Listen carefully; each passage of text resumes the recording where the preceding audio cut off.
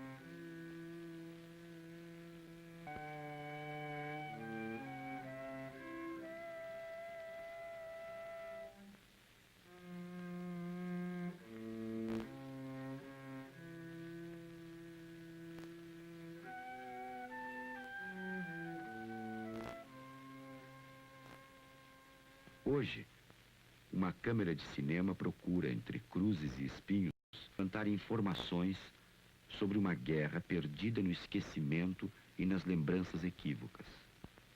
Uma câmera procura evocar entre os poucos remanescentes a luta de uma multidão de homens, soldados e jagunços, marcados pela violência.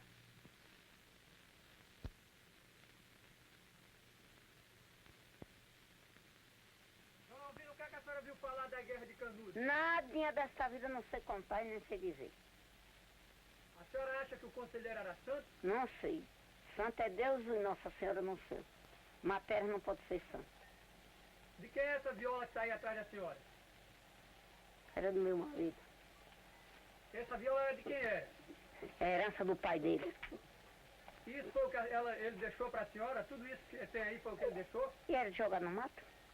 Não podia ser. A senhora vivia em Canudos? Ia de passeio, fazer feira, fazia feira lá. No tempo. A senhora vive sozinha aí? Olha aí, tá. Tudo é rodeador aí. O que é que a senhora faz? No dia que tem de comer, comer. E no dia que não tem, não come. A senhora tem filho?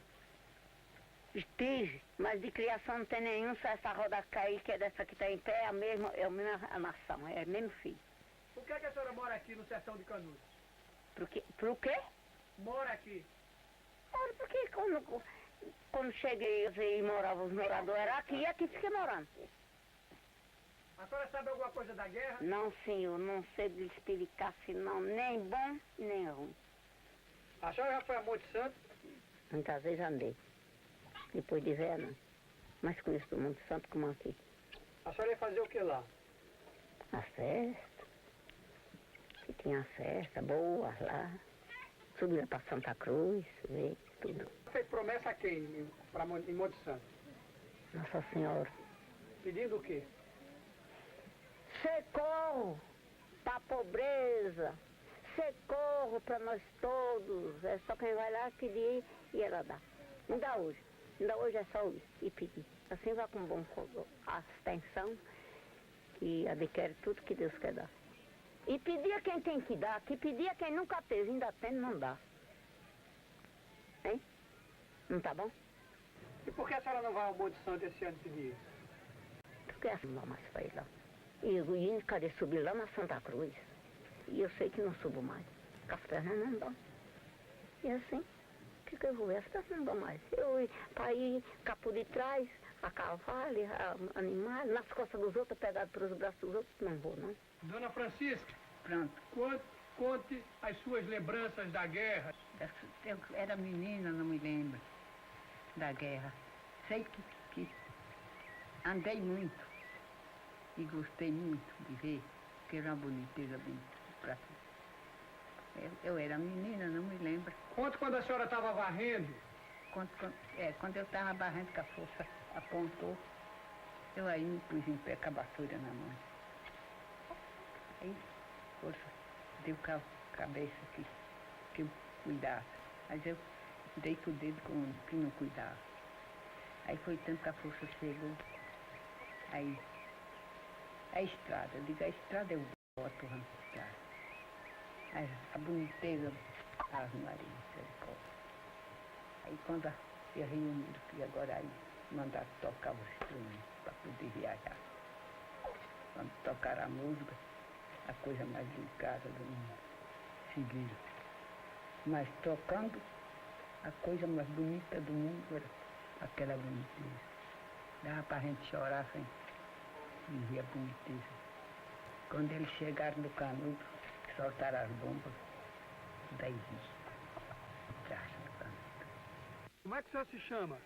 João Francisco da Costa, Como é o nome desse lugar? Fogo Frebone. O senhor se lembra de alguma coisa da guerra antiga de Canudos? Eu. Algumas coisinhas me lembro, de outras não. O que eu vi, ou depois de acabado, isso eu me lembro. A rua cai queimada toda, osso muito, uns queimados, outros daqui para colar. Isso é o que eu vi. Aconteceu alguma coisa com o seu pai? Aconteceu um balaço na perna. O bala bateu no chão, subiu para arriba, quando voltou, bateu na coxa. E um tio meu baleou, esse deu fogo, tomou um balaço, porque a bala na barriga. No tempo da guerra, o que é que o senhor fazia? Nada. Trabalhava não, mas arranhava. Também não tinha essa precisão, e tinha de tudo na roça. Tinha pai para me dar de comer. Trabalhava um dia, outro dia, estava aqui, ia me deitar. O povo gostava do conselheiro? Muitos gostavam. Não falavam nem o nome. O conselheiro mandava buscar gente no sertão para vir trabalhar com ele, lutar com ele? Não, senhor. O pessoal dele é quem desencabeceava o outro pessoal de fora. Era o pessoal dele mesmo. Que estava com ele, é quem desencabeceava todo mundo por fora. O que é que o pessoal dele fazia? Chamava o outro pessoal para ir para a rua. Que rua? Do Canudo. Contar nosso pai. Hoje, o que é que o senhor faz? O meu trabalho na roça, as coisinhas de pau, corda, de crauá, tudo isso eu trabalho. Me fale aí do sertão do tempo da guerra, como é que era naquele tempo? Vai ser tudo mais barato, mais em conta. Com qualquer dinheiro eu ganho pouco, mas com qualquer dinheiro está fazendo a arrumação de uma feirazinha para estar assim. E hoje, o jeito que está, não dá jeito. Todo o dinheiro que se tem, tudo vai acabar e nos próximos semanas. Aí naquele tempo era seca, era verde. Começava seca, tem anos de seca e anos de verde. Bom, muito quem tem a criação, muita criação. Leite, tem o leite, fazer o queijo hoje em dias. Ia aumentando muita coisa. Tem a criação para peguei de vez em quando essas mediacunhas. Eu já tive criação, já tive meus 5 jumentos de carga. Hoje ando de pé, me acabando meus dias de vida. Só esperando para as moras, quando eu ando.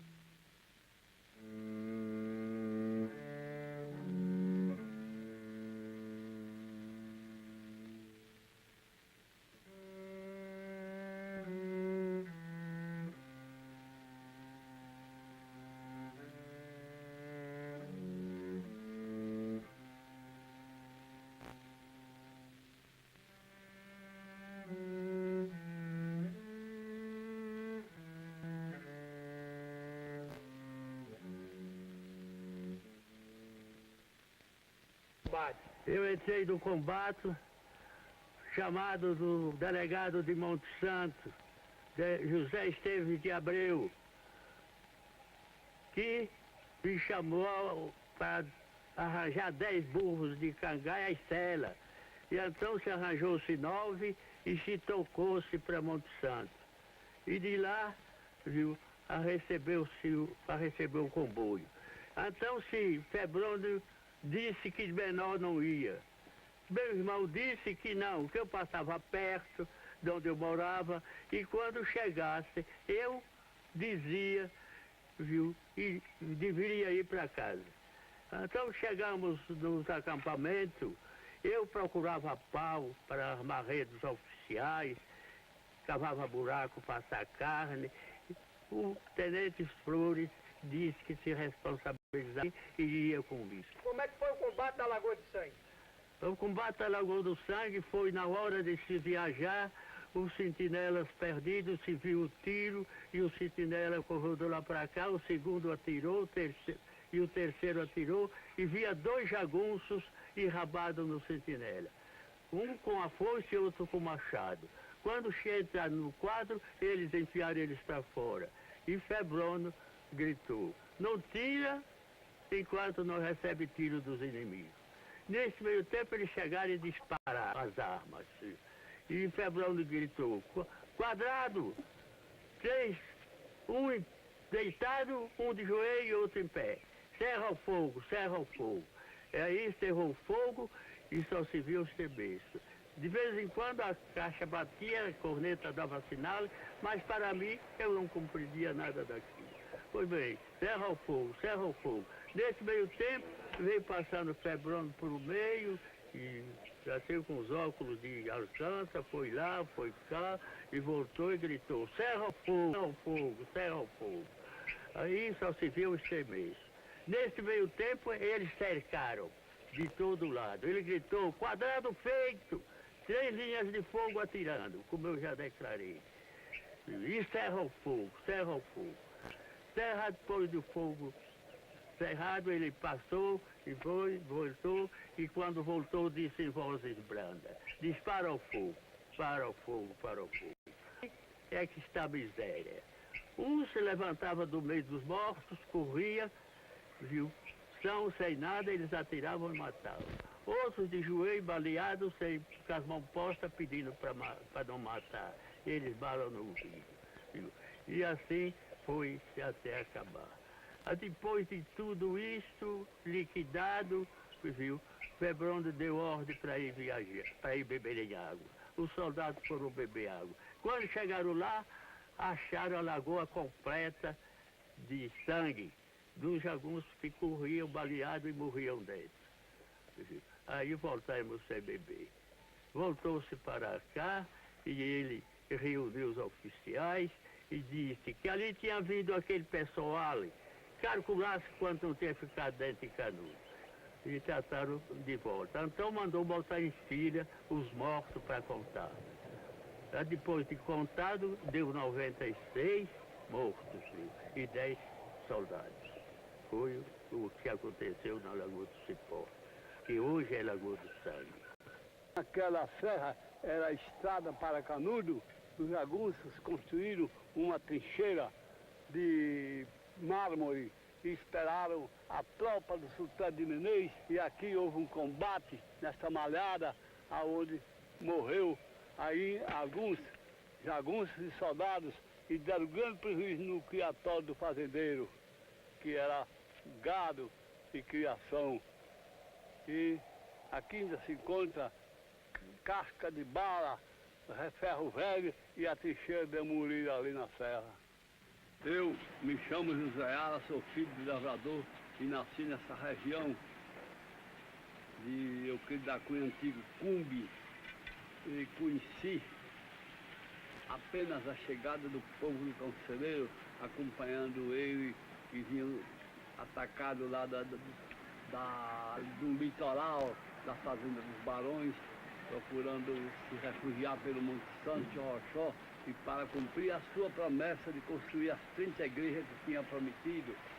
E daí ficaram em Canudos por tempo, até que começaram a caluniar e mandaram uns padres ir pregar uma missão aí, e que eles não atenderam muito aos padres. E daí começou a desavença, porque já vinham escoltados de da perseguição que faziam os barões e os fazendeiros do litoral, porque o povo que naquele tempo ganhava um salário de uma pataca, viviam morrer de fome nas fazendas sem direito de trabalharem, de plantarem coisas, pegaram acompanhar o conselheiro onde ele arranjava com os dedos do sertão algum recurso para eles vivendo, e assim se rodeavam. No inverno trabalhavam para eles e no verão iam fazer as obras do conselheiro, porque naquele tempo não havia cemitério em 10 ou 20 léguas. O morto tinha que ser carregado nas costas para ir apresentar o padre na vila, onde tinha o cemitério para ser encomendado. E como esse povo abandonou mais as fazendas dos barões e do litoral, do plantio de cana da Bahia do Sergipe, começaram logo a perseguir o conselheiro, fazendo muitas calúnias a Dom Pedro II, que esse não atendeu, porque achou que era injusto, e ele não tinham briga, não tinham luta, não tinham nada, só era caluniando porque eles não iam trabalhar. E após esta desavença apareceu a liberdade, a alforria, e acabou de completar a obra, porque os escravos abandonaram os engenhos e acompanhavam o conselheiro com as famílias, porque no sertão tinham terra de graça para trabalhar sem pagar nada. O único sermão do conselheiro frisante era este: a terra não é de ninguém, a terra é de todos. O que é que o senhor faz? Escrevo os sertões, versos, sonetos, as serras, os rios, dos estados do norte e do nordeste, a fome, a necessidade das secas. O senhor escreveu já sobre a Guerra de Canudos? Escrevi vários. Porém, mais importante é o livro, Guerra no Sertão de Canudos e Sangue de Irmão, ultimamente história. O senhor testemunhou alguma coisa quando criança? Muita coisa. Vi a calamidade da guerra. Depois, 4 dias que a força saiu, que meu pai me levou lá, para ver os mortos de Canudos. O senhor fez um museu com os despojos da Guerra de Canudos? Sim. Depois que veio por o Brasil, 20 anos, no ano de 20 eu fui recenseador de Canudos e lá colhi a primeira espada do exército que está aqui no museu.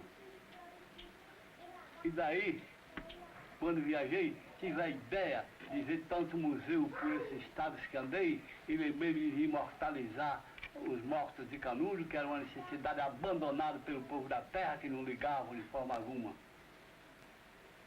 E procurei dar arma, comprando aqui, ali, acolá, mandando desenterrar os que eles tinham enterrado e comprando e juntando em uma sala para fundar um museu em memória aos mortos que tombaram em Canudos, Capitão Salomão, Moreira César, Vilarinho e muitos outros que foram baleados, gente importante, como os do conselheiro João Abade, o Pajeú, o Vila Nova e o próprio Antônio Conselheiro.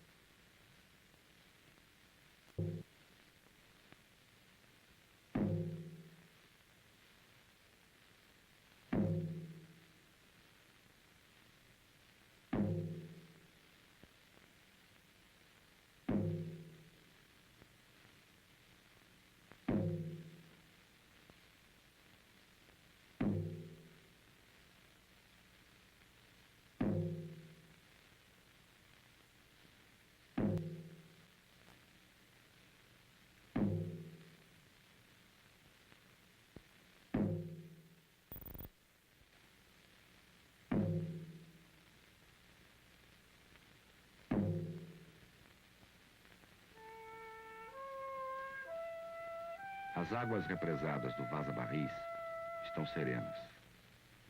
Em redor, as mesmas serras que levaram o conselheiro a rebatizar o povoado com o nome de Belo Monte. O silêncio é completo. As vozes calaram. Não se ouve mais o toque dos clarins, nem o rufar dos tambores. Não se ouve mais o silvo das balas, o golpear incessante dos sabres e facões, o troar dos canhões e das granadas. Não mais o rugido rouco das gargantas, os gritos de dor, sede e fome, noite e dia, sob a asfixia do sol abrasador. Não mais a poeira, a exalação fétida, os gestos de perdão e ameaça, os olhos esbugalhados pela tortura permanente do inferno da guerra. Sob essas águas o sangue coagulou.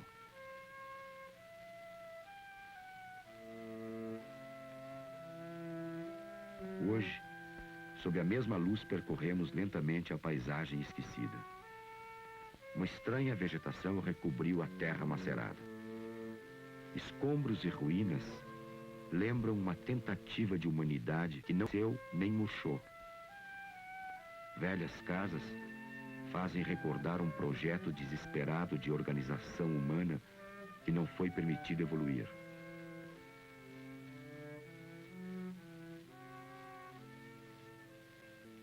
(1893) Depois de 20 anos de peregrinações constantes pelos sertões do Nordeste, Antônio Mendes Maciel, o conselheiro, tido pelas autoridades como um místico bronco perigoso, ergue numa fazenda às margens do Vaza Barris o povoado de Canudos. Pregando um evangelho sugestivo, seduz a rústica população sertaneja. Canudos cresce. Todos os dias, famílias das mais distantes regiões chegam ao arraial em busca da salvação. Em pouco tempo, a cidade conta com 30 mil habitantes. Ali, não se paga impostos, desconhece-se a civilização e a riqueza é um bem comum. E, surgindo-se contra os postulados republicanos, o conselheiro anuncia que a abundância será tanta que as águas do Vaza Barris se transformarão em leite. Urge, então, uma providência imediata. 4 expedições militares iriam ali restabelecer o respeito às leis e às instituições. Mas a situação do Brasil é difícil. A consolidação da República, que também aspira o desenvolvimento industrial da nação, é tumultuada por crises e lutas internas. Interesses políticos antagônicos dividem o Partido Republicano. O débito para com o exterior cresce. A inflação galopante toma conta do país, impondo a depreciação da moeda. No mercado internacional, cai violentamente o preço do café, base da vida econômica nacional. Acumulam-se os estoques invendáveis. Surge a crise da superprodução. Da Bahia, através do governador Luiz Viana, chega a espantosa notícia do fracasso das expedições comandadas pelo major Febrônio e o coronel Moreira César, este herói nacional, assassinado pela horda de fanáticos de Antônio Conselheiro. Estabelece-se o caos. O conselheiro é tido como agente da monarquia insurreta. O comércio fecha as portas. É decretado feriado nacional. Os jornais conservadores são empastelados. A classe média vai às ruas, em manifestações cívicas, exigir a sufocação imediata da revolta monarquista. O espantalho monárquico, representado pela figura do conselheiro e sua gente, faz com que o presidente da República, o advogado paulista Prudente de Moraes, chame às armas os próprios deputados. No quartel-general do Exército, abrem-se inscrições para o preenchimento dos claros das tropas. São fundados batalhões patrióticos. O general Arthur Oscar, comandante do 2º Distrito Militar, é convidado para assumir a direção da luta.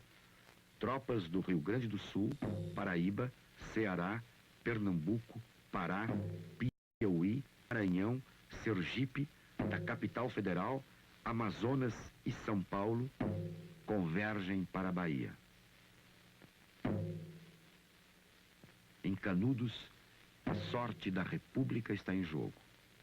8.000 soldados serão mobilizados para debelar a insurreição cabocla, que mais tarde obrigará o próprio ministro da Guerra a deslocar-se para os sertões de Canudos. General, na qualidade de especialista, como o senhor hoje interpreta e vê a Guerra de Canudos, sobretudo em relação aos primeiros insucessos do Exército diante da campanha? Muito bem, quando começou aquilo que veio a ser a Guerra de Canudos, ninguém tinha a menor ideia do que pudesse acontecer. Ao governador da Bahia, por exemplo, pareceu que se tratava de uma simples agitação sertaneja, dessas que surgem e facilmente são debeladas. E nessas condições ele pediu auxílio do governo federal, no caso do comandante do Distrito Militar, como se chamava naquele tempo, que hoje corresponde à região militar. Ele pediu o auxílio do comandante do Distrito, que era o general Solon, aliás, homem ilustre, homem republicano histórico, e comandava a guarnição da Bahia, Salvador. O general Solon cedeu ao governo do Estado, prontamente, um contingente de tropas, 104 homens, e um tenente, o tenente Pires Ferreira, que tocou então para o interior, certo de que ia fazer uma marcha muito simples, uma operação sem nenhuma dificuldade, resolveria o problema do Antônio Conselheiro reclamado. E partiu de Juazeiro, que foi o seu lugar de estação, e veio até a cidade de Uauá, onde recebeu a visita dos chamados jagunços, dos homens de Antônio Conselheiro, que vieram ao seu encontro. E ele estava dormindo, com a sua tropa posta em sossego, quando pela noite adentro surgiram os homens de Antônio Conselheiro na estrada, uma multidão, cantando, entoando ladainhas, e agrediu com poucos homens e armas muito primárias os sentinelas. Travou-se então um tiroteio, os soldados foram despertados, tomaram posição de combate, se esconderam nas casas, pelas janelas e foram alvejando a multidão. A multidão foi muito atingida, a multidão de fanáticos foi muito atingida, mas a tropa ficou em pânico e empreendeu no dia seguinte, mal o dia amanheceu, empreendeu uma volta apressada e aflita em direção a Juazeiro. Depois desse desastre, desse fiasco, dessa surpresa de Uauá com Ferreira, é que o governo se deu conta de que algo mais sério havia. E foi quando se organizou, então, a primeira expedição propriamente dita, que é a expedição confiada ao Major Febrônio. Então, esta expedição parte e é também surpreendida pela potencialidade e pelos métodos de combate dos chamados jagunços. Logo a seguir, em dezembro, já vem a segunda expedição, que é a expedição, uma expedição já importante, a expedição do coronel Moreira César. Moreira César tido como uma autoridade máxima em Espanha.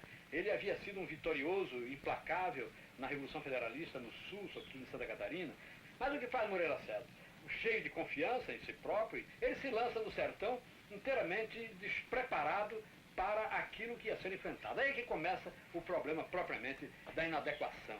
O exército, através do Moreira César, não soube ou não acertou com a condução das operações. Ele pretendeu fazer uma ação clássica, uma operação convencional, com grandes massas, lançando os soldados de qualquer maneira sobre os jagunços. Mas isso não funcionava naquela caatinga, porque se tratava, e já estava bem claro isso, se tratava de uma guerrilha. Ora, uma guerrilha não se resolve com a guerra clássica. Isso não foi só naquela ocasião e naquele tempo, mas em todos os tempos, ainda hoje. Nós tivemos exemplo bem frisante de como a guerrilha é poderosa e é capaz de derrotar os exércitos mais poderosos do mundo, que foi no Vietnã, quando os americanos tiveram um revés, afinal reconhecido por eles próprios, em face de uma guerrilha. O Brasil mesmo teve esse problema nos tempos coloniais, quando os holandeses, com um exército convencional, poderoso, aparatoso, foi tranquilamente derrotado pelos pernambucanos, pelos nordestinos, que se armaram em guerrilhas contra esses holandeses. Então, o fenômeno foi o mesmo que ocorreu em Canudos. Resultado, o Moreira César ficou morto lá. Morreu em combate por força do seu erro. Pagou com a vida a sua própria inadvertência em relação àquele tipo de guerra que se feria naquelas caatingas. É nessa ocasião que intervém um homem que vai decidir o destino de Canudos.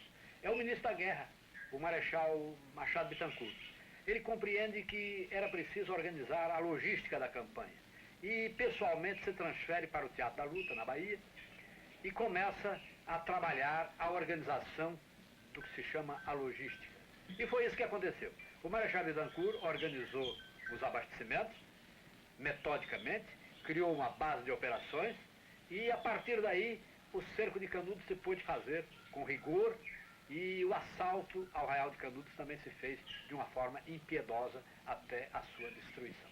O fato serve para fortificar a impressão que todos nós temos de que se dava Canudos como uma guerra contra a República, como uma luta monarquista.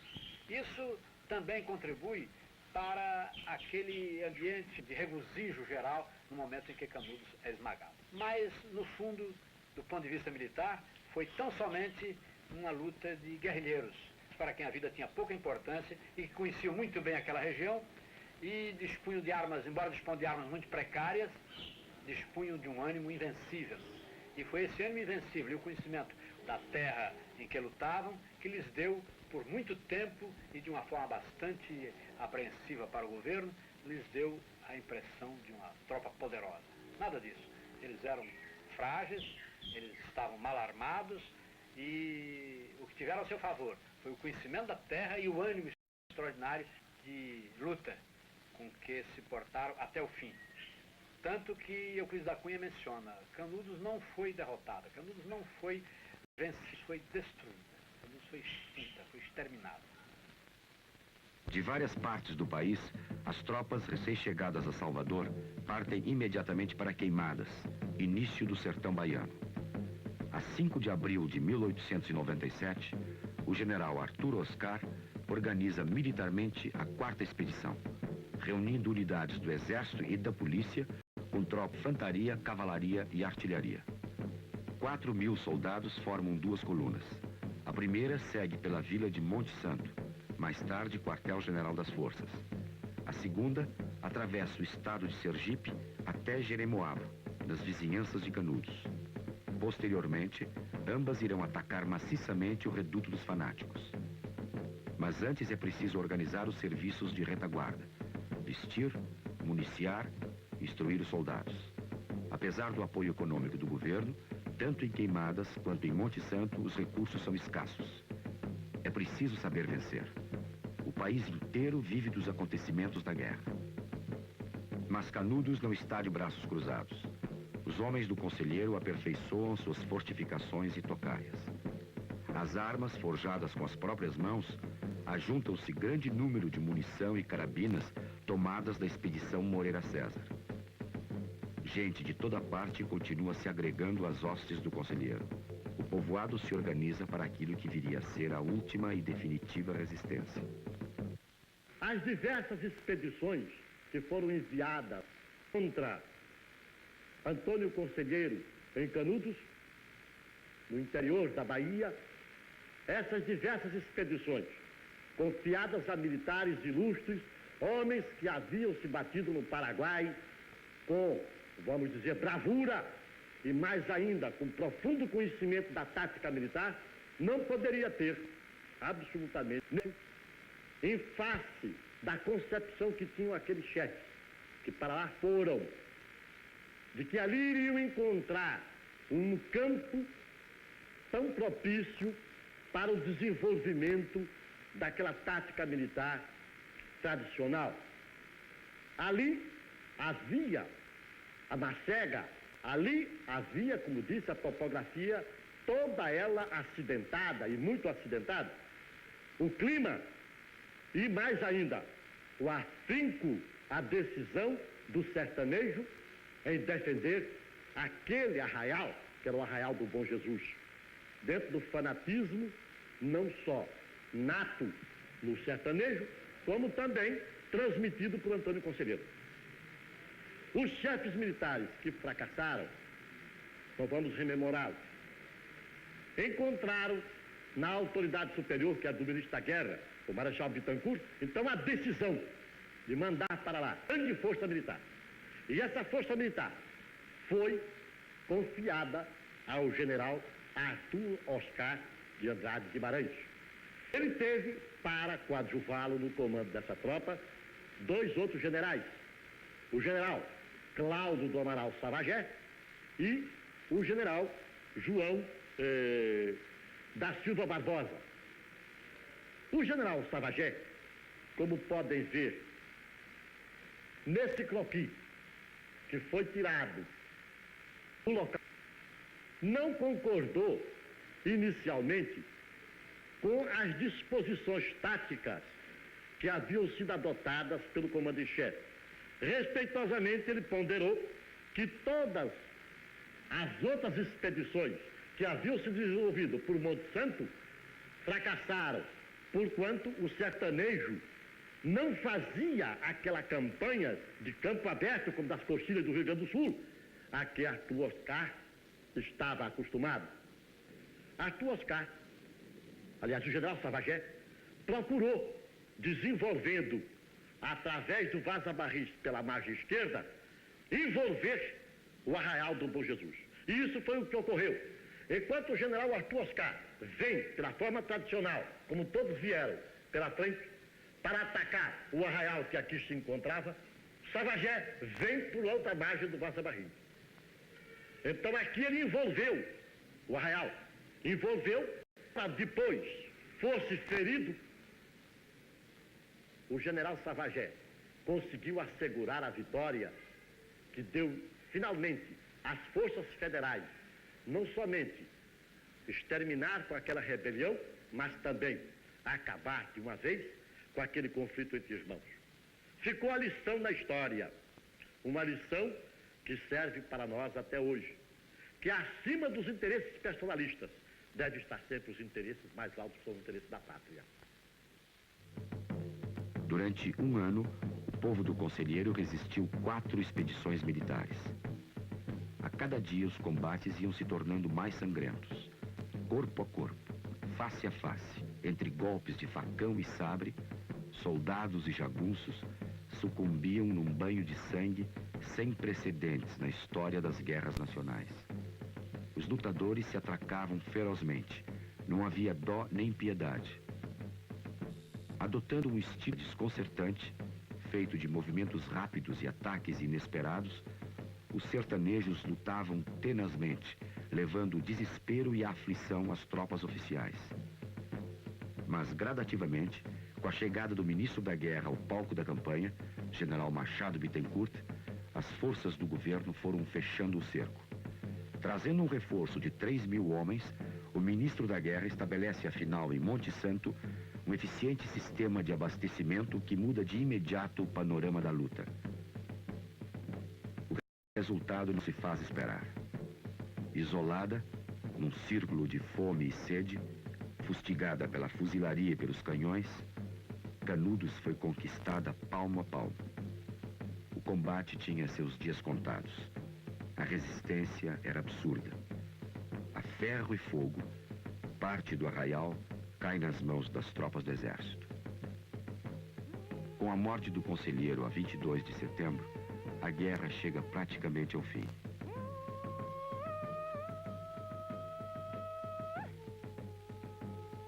Quando mais tarde os soldados invadem francamente o reduto, em meio às ruínas, entre cinzas e escombros, queimados, incinerados, centenas e centenas de cadáveres apodrecem ao sol.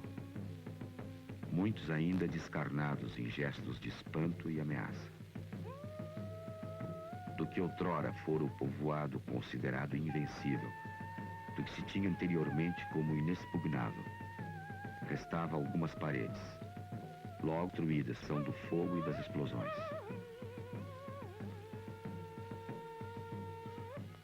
O arrasamento foi completo. Poucos que ficaram foram feitos prisioneiros. Os homens, depois de interrogados, eram degolados. Quanto às mulheres, entre a resignação e o desespero, prostravam-se na esperança de uma viagem rumo ao desconhecido.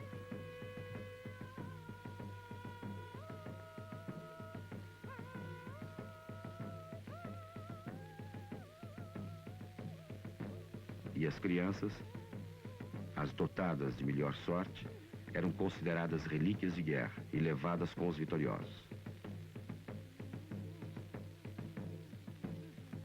Para o aniquilamento total de Canudos, foram necessárias a morte de 5.000 soldados e cerca de 20.000 jagunços. Batalhões que, no início da guerra, marcharam para o arraial com 600 homens, estavam reduzidos a pouco mais de uma centena. Imposto o castigo, restabelecida a paz, reverenciados os mortos, começou a retirada. Estava fim da missão. Canudos era um mau exemplo. Não deveria ficar na memória. Antes, porém, sob as vistas do comando-geral, foi exumado e fotografado o cadáver do conselheiro.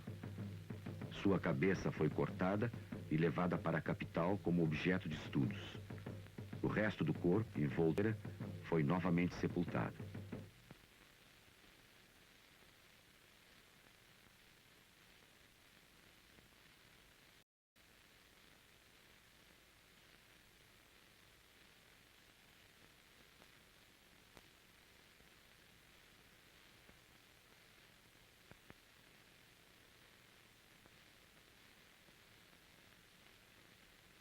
José Carazé.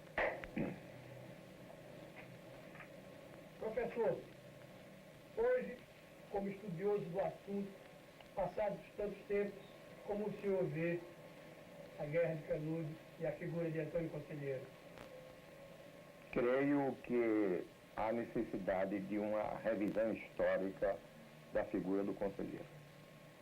Porque, no meu modo de julgar, pelo que tenho conseguido ver nos documentos, nos depoimentos, o conselheiro é realmente uma figura de líder da sua época, pelos serviços que prestou ao sertão, construindo igrejas, levando muros de cemitérios, fazendo pequenos tanques para o uso da população, dando seus conselhos sempre no sentido do bem.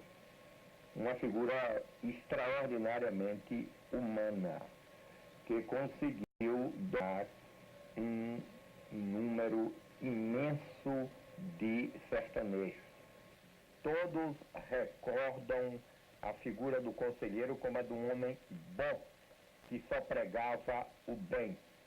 A desgraça que houve, dizem eles, não foi por causa do bom Jesus conselheiro. Ele distribuía com os pobres os recursos que angariava nas suas pregações.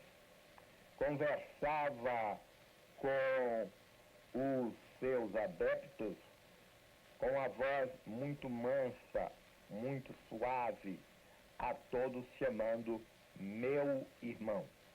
E esses, por sua vez, o tratavam como meu pai. Jamais se intitulou conselheiro, sustentando que era apenas um simples preocupado em ajudar os desventurados.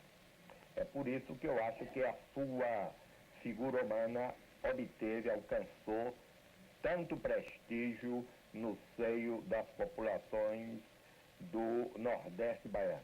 Ninguém nessa região jamais teve tanto prestígio. Prestígio que era capaz de enfrentar o das autoridades religiosas e o das autoridades civis, onde naturalmente os choques que surgiram. Quanto à guerra, devemos considerar que o conselheiro viveu nos sertões da Bahia durante cerca de 25 anos, de 1874 a 1897. E que durante este tempo, várias mudanças ocorreram na vida brasileira que foram verdadeiros impactos sobre a população sertaneja. Como, por exemplo, a abolição do cativeiro, a proclamação da República, a separação da Igreja do Estado, o estabelecimento do casamento civil, transformações que os sertanejos não tinham função para entender. Então, o povo se voltava para uma força superior capaz de resolver todos aqueles problemas. Inclusive, lembremos do encilhamento, o aumento dos preços, aumento vertiginoso depois da República. E acusavam a República por muitos desses males. Ora, o conselheiro ia congregando em torno de sua pessoa todos aqueles que se sentiam desamparados, sofridos, angustiados. E esse número de acompanhantes do conselheiro, estabelecidos com ele num lugar chamado Canudos, que o Bom Jesus denominava de Belo Monte, era, de fato, um aglomerado humano que foi tornando independente, sem nenhuma obediência à autoridade do poder civil ou à autoridade do poder eclesiástico. Só mandava, só dirigia o conselheiro. É também de convir que, nesta época, os choques entre jagunços, entre cangaceiros, predominava nos sertões da Bahia. Foi um período de muitas lutas entre grupos de coronéis de partidos diferentes que disputavam o poder nas suas localidades. Então havia um clima de luta, um clima de guerra. E muitos desses jagunços foram também para Canudos, criando com isto um clima de desordem que não era aquele preconizado, defendido pelo conselheiro, mas que a partir de determinado momento não teve mais forças para controlar uma população imensa e com elementos indiscutivelmente à margem da sociedade, com verdadeiros marginais do sertão. Enquanto havia, por outro lado, gente da melhor qualidade. Injustiça é considerar que somente elementos maus acompanharam o conselheiro. A grande, absoluta maioria era de gente trabalhadora, muitas vezes possuindo bens que representavam bastante para o sertão daquela época, gente que ouvia os conselhos do Bom Jesus e procurava cumprir. Lógico que houve uma intervenção de grupos políticos. Há dois aspectos políticos no caso de Canudos. Primeiro é o aspecto regional.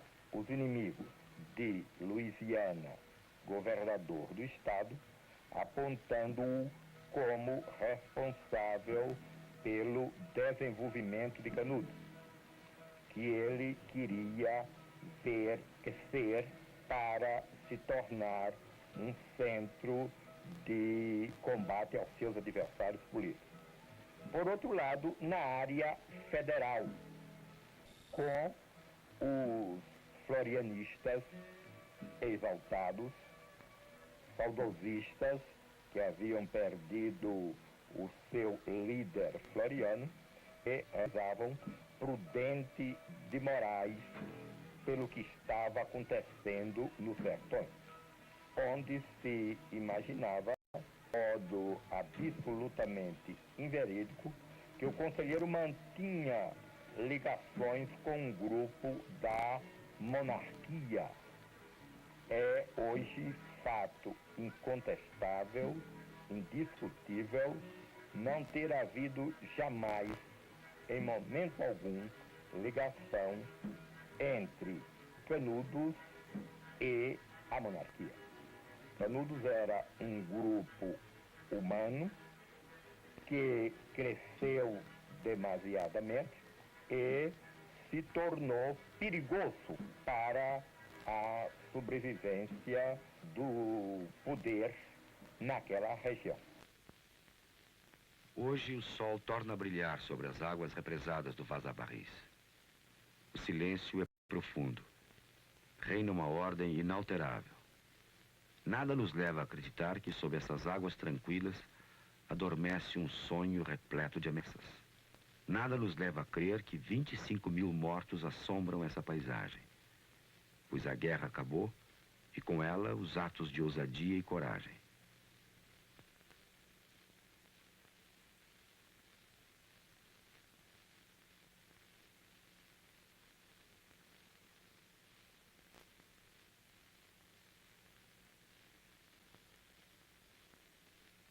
Hoje, uma câmera de cinema procura colher os vestígios de um passado submerso. Como avaliar a realidade de uma guerra em que a fuga representou uma ameaça e a fé rude um ato de loucura? Como imprimir uma imagem cuja essência era de uma dor permanente, do medo, do pavor, da angústia e da humilhação? Só podemos mostrar a superfície e a face, nem mesmo a cor, tampouco as sombras. Sim, os nossos passos são inúteis, e as nossas imagens apenas a ilusão de nossas retinas, durante o breve ato de uma projeção.